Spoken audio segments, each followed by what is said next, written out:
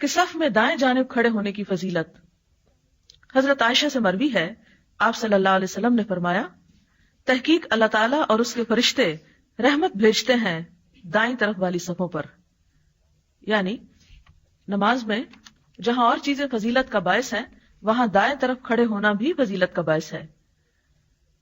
آپ صلی اللہ علیہ وسلم نے یہ بھی فرمایا، توسط الامامہ وسد الخلل، کہ امام کو اپنے درمیان میں رکھو.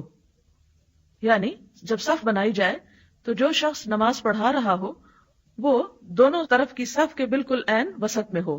توسط الامام، وسط سے، وسد الخلل، اور تمام گیپس فل کر لو، کوئی بھی جگہ بیچ میں خالی نہ ہو.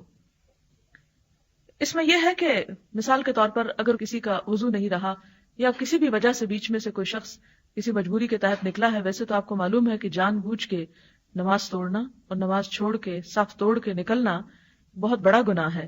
لیکن اگر کسی کا وضو ہی نہیں رہا تو وہ وہاں کھڑے ہو کر کیا کرے گا، اسے تو نکلنا ہی ہے. تو ایسی صورت میں اگر وہ نکلتا ہے تو بیچ میں خلل نہیں ہونا چاہیے، یعنی اس گیپ کو فوراً فل کرنا چاہیے. اور اس کو فل کرنے کا طریقہ یہ ہے کہ امام کی طرف سے رکا جائے. مثلا اگر دائیں طرف سے کوئی شخص نکلا ہے تو اب یہ نہیں ہوگا کہ بائیں طرف والی ساری صف اس طرف کو چلے گی، امام اپنی جگہ پر کھڑا رہے گا اور امام ہی کو سینٹرل پلیس پہ رکھ کے جہاں سے خلل ہوا ہے اس طرف سے لوگ امام والی سائڈ پر آنا شروع کر دیں. یعنی نماز میں ایک آدھ قدم چل کر اپنے رائٹ یا لیفٹ جدھر سے بھی خالی ہوئی ہے فوراً مل جانا چاہیے.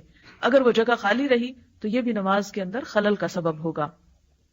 اسی طرح اگر کسی شخص کو صف کے اندر جگہ نہیں ملی اور وہ پیچھے اکیلا ہے تو اکیلے نماز نہیں ہوتی. ابو داؤد کی روایت ہے، ایک شخص کو آپ صلی اللہ علیہ وسلم نے پیچھے اکیلے کھڑے ہو کر نماز پڑھتے ہوئے دیکھا تو آپ نے فرمایا کہ وہ نماز دوبارہ پڑھے، کیونکہ اگر وہ جماعت سے امام کے ساتھ نماز پڑھ رہا تھا اور پھر اس نے اکیلے ہی نماز پڑھ لی تو اس کی نماز ہوئی ہی نہیں.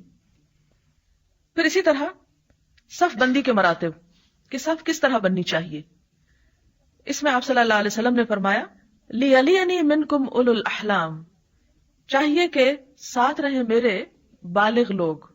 احلام والے یعنی بالغ، یعنی اگلی صف میں نابالغ بچوں کو نہیں کھڑا ہونا چاہیے اور اسی طرح اگلی صفوں میں بھی نہیں کھڑا ہونا چاہیے. بچوں کی صفیں پیچھے ہونی چاہیے. اس کی وجہ یہ ہے کہ بڑوں اور بچوں کی نماز میں کنسنٹریشن ایک طرح نہیں ہوتی. بچے بچے ہیں اور بڑے بڑے ہیں، اسی لیے آپ نے جو ترتیب سکھائی وہ یہ کہ اگلی صف میں اولو الاحلام والنہا اور عقل مند لوگ، ثم الذین یلونہم ثم الذین یلونہم، پھر اس کے بعد وہ جو ان سے کمتر ہوں اور کمتر ہوں، حتیٰ کہ سب سے پچھلی صفوں میں بچے جو ہیں یا کم عمر کے لوگ ہیں وہ پیچھے رہیں.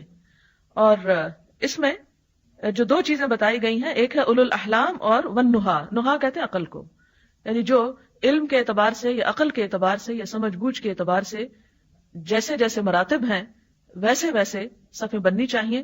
کیونکہ اگر اگلی صف میں خلل ہو اور کنسنٹریشن نہ ہو تو پیچھے ساری نماز سب لوگوں کی خراب ہوگی. اس لیے اس چیز کا بھی لحاظ رکھنا ضروری ہے.